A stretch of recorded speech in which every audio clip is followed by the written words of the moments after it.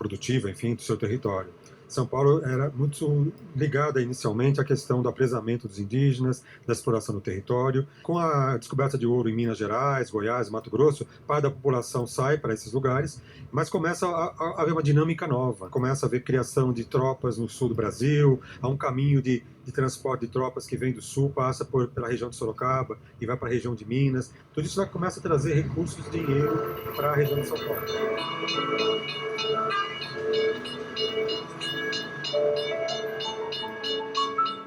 Pra gente viajar um pouquinho nessa época e sentir o gostinho dessa época de São Paulo, né, Rosana? A gente acabou de comer um pão de mandioca que era feito, inclusive nessa época da fundação da cidade de São Paulo, dessa vila de 100 pessoas. Acho muito importante dizer que eram 20 mulheres e 80 homens. Eram umas poucas. E olha como a gente transformou isso aqui, né? Esse pão que tem aqui no café que a gente comeu era uma receita que Anchieta escreveu numa carta e que foi refeito esse pão com essa receita de farinha de mandioca, que era o que tinha, né?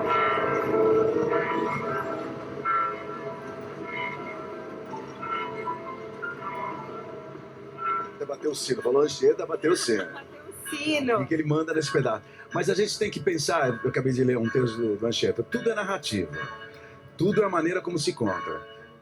A gente, ouvindo esses textos que o Anchieta escreveu melancolicamente, falando daquela casinha pequenininha, europeu nesse momento, era uma exploração predatória e de muita violência. Esse na verdade, foi o prenúncio de uma escravização que já vinha há muito tempo e que marcou esse lugar. Eu sou muito crítico à maneira como a gente pode interpretar o que está acontecendo aqui, mas, ao mesmo tempo, eu sou muito agradecido ao que a gente tem aqui de monumento que sobrou para isso, porque essa crítica só é possível. A gente pode criticar, mas só a partir do que a gente tem pela nossa frente, esse monumento, a glória aos fundadores, só a partir disso que é possível ter essa crítica, né? Ele está falando de um monumento que a gente tem bem em frente aqui ao pátio do colégio, que é um monumento de bronze e granito, que foi instalado justamente e inaugurado em 1925, quer dizer, bem depois. É um pouco do que o Pascoal está falando, que é a contação de história da visão de cada um, né? E esse monumento que tem escrito ali, glória imortal aos fundadores de São Paulo, e lá em cima tem uma figura feminina no topo. Por que essa figura feminina, hein, Walter? Dessa escultura. E ela representa a cidade de São Paulo coroando seus moradores. Uma mulher. Por que uma mulher? Acho que é um pouco esse sentido simbólico realmente do feminino como passo de sensibilidade, mas também é uma figura feminina com uma expressão de vitória, enfim, o simbolismo da vitória está muito associado também à presença feminina na história da arte, né? Mas embaixo a gente vai ver que há expressões muito mais dramáticas, né? Os indígenas oprimidos carregando outros corpos, enfim.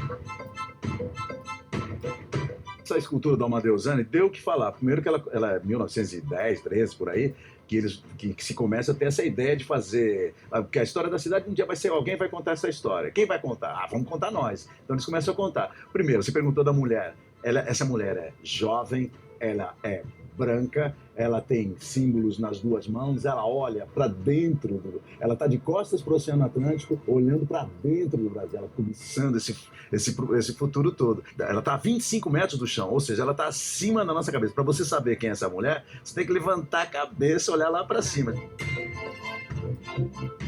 Mas vale a pena o passeio para você mesmo interpretar o que é isso daqui, o que isso te sugere. O que você que chegasse aqui, olhasse esse troço aqui, o que esse troço te sugere? Ele tem várias partes, ele é redondo, dá para você olhar de todos os lados. Depois você pode procurar mais informações. Dá uma olhada, tira uma selfie, coloca a hashtag. Hashtag São Paulo me guia. E conta pra gente o que você tá sentindo. Vamos seguir nosso passeio, Rosana Herman?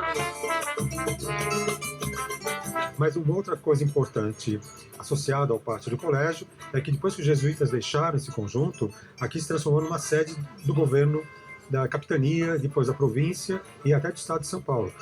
A sede do governo estadual ficou no pátio do colégio desde o século XVIII até o começo do século XX, quase 200 anos. Não foi apenas a sede do governo que veio para essa praça. De costas para a porta dos pátios do colégio, à nossa esquerda, temos dois grandes prédios que sediam a Secretaria de Justiça e da Cidadania. Vamos até lá? essa condição de ser um espaço do palácio de governo da cidade, do estado, foram se construindo em volta do pátio do colégio uma série de edifícios muito importantes para a questão da administração pública e para demonstrar o poder dessa classe, enfim, que governava o estado, né?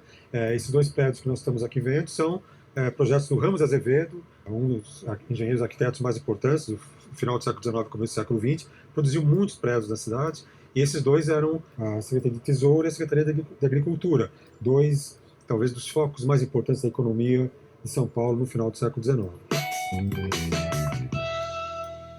De frente para estes dois prédios, vamos continuar à esquerda. Pode ir pela calçada do lado do próprio pátio do colégio. Acompanhamos a curva, que é a rua Roberto Simonsen, faz à direita.